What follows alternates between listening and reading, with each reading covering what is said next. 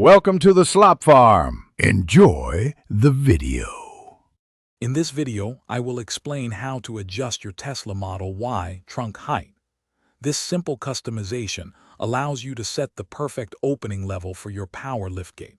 It's especially useful if you park in garages with low ceilings or just prefer a specific opening height. Let's get started by showing you the initial steps to access this feature.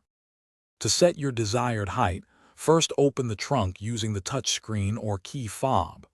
Once it's opening, you can stop it at any point by pressing the button again. Now, gently push or pull the liftgate to the exact height you want it to open to consistently. Make sure it's precisely where you need it. With the trunk at your chosen height, locate the button on the underside of the liftgate. Press and hold this button for approximately 3 seconds. You'll hear a distinct chime, confirming that your new maximum opening height has been successfully saved.